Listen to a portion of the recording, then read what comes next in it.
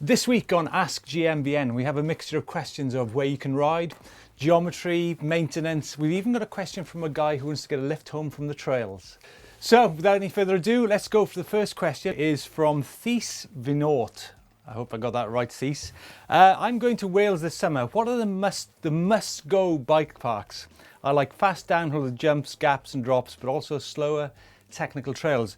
Okay, Thies, well, there's quite a good selection. I guess Bike Park Wales and Merthyr Tydfil is a really good place to go to. Loads of jumps, a big variety of tracks. Then you've got Antur Stiniog, which is up in North Wales, which is more kind of, I'd say there's a lot more surface trails there, a lot more rock and an incredible kind of landscape in which to ride your bike. Not far from there is Revolution, which is a little bit more natural, a lot more routes, but there's also a really good jump line there too. You know, they're all quite close together, those two, so you could probably do two in a couple of days or even in a day. Further down south is Black Mountain. Now, Black Mountain's like on a sheep farm on the edge of the Brecon Beacons. That's quite a popular place to go to in the summer, so maybe not such a winter place. And if you're in Wales, you might want to try out the Forest of Dean, which is like quite close by, and there's a good uplift service there. There's a good cafe, wide mix of trails, a lot of routes, a lot of natural riding. There's also some kind of man-made kind of berms and jumps there too. However, in Wales, you'll find there's a huge network of kind of non-bike park locations, which you might need to kind of chat to the locals to kind of get some inside information on that. But a ton of stuff to do. You could spend years riding the stuff in Wales. Okay, question number 3 is from Osep Loveras. Now, this is a good question actually, and it's relating to last week's show in which we commented on steel, alloy and carbon fibre. Now, Osep is saying that even though your comments are usually very good, I didn't like your nonsense answers about frames, mainly if you show the question on the headline. You cannot say that frames do not depend on the material and leave it there. You have to complete the answer and say what makes a good or bad frame besides price or material. Okay, Osep, fair point. Hold my hands up for that one. So I think if we're talking steel, carbon fibre or alloy, what makes a great frame is a number of factors. First up is geometry. It has to be good geometry. I mean, depending on the type of bike, whether it's a trail bike or an enduro bike or a downhill bike, each have got specific geometry, which has now become almost standardized because the manufacturers have learnt the kind of, you know, the sweet spot, the good numbers. Sizing is another one. I mean, you need to be careful and you pick the right size frame. It's very complicated because there's such a difference between the brands on what they think is, you know, a size medium or a large and stuff like that. You need to be careful with that. Irrespective of the frame material, it's got to have good integrity in the way it's built, and like I mentioned, the kind of geometry. You could go on. I mean, there's such things as manufacturing techniques. You could argue that maybe some manufacturers haven't yet kind of mastered the kind of art of carbon fibre and some have. I think the main point though, Osep, is that you shouldn't assume that because it's carbon that it's faultless.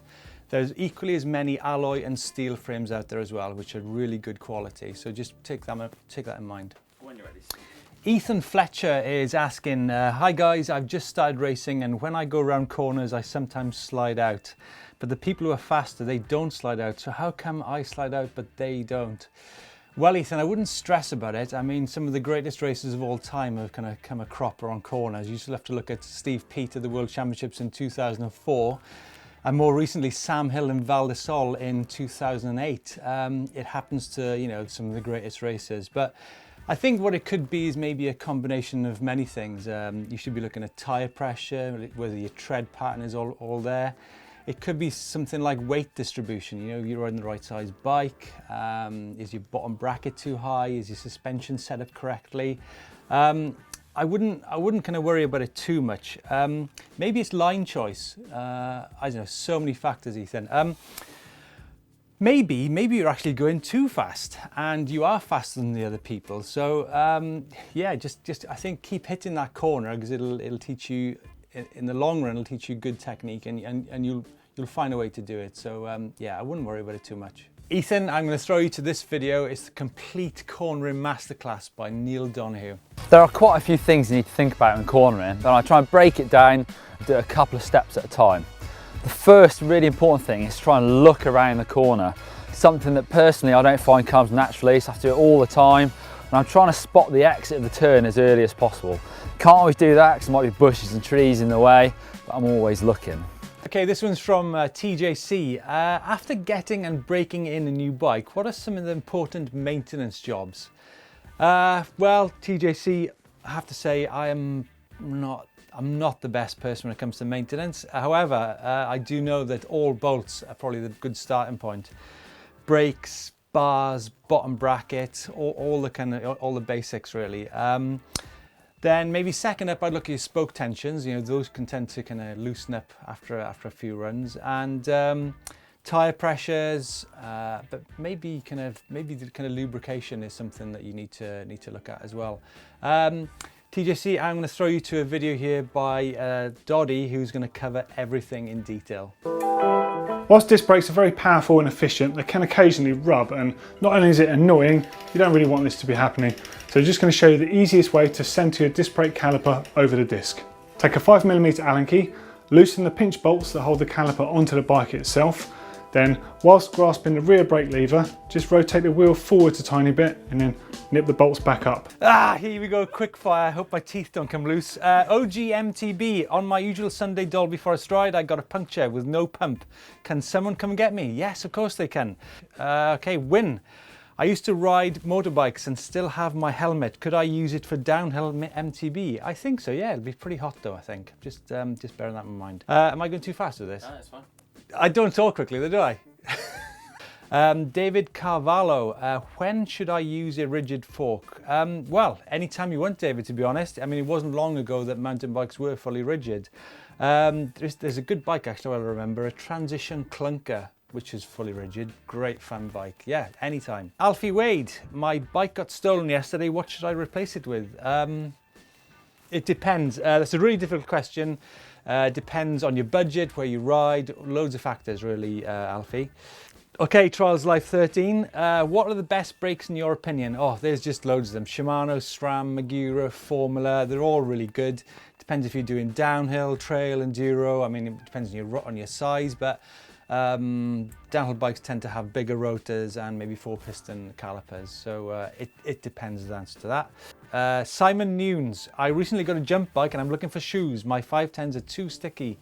Any suggestions? Well, I think there's a lot of good skate shoes out there, which are actually quite a lot cheaper than mountain bike specific shoes as well. So if you're going to be riding trails, maybe that's a good option. And finally, from Dylan Game, who is the inventor of the disc brake? And I think that is a guy called Fred Lanchester, who did disc brakes in cars back in the 1890s in Birmingham.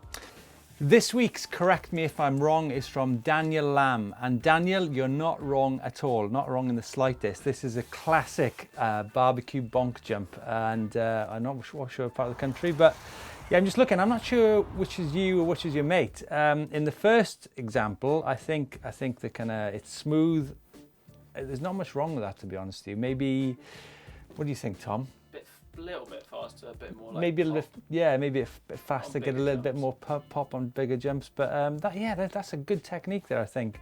Moving onto the video number 2, there's a few things going on here. I think maybe the rebound's a bit quick on your bike. The kind of speed is a little bit too much, which means you're trying to nose it in too quickly.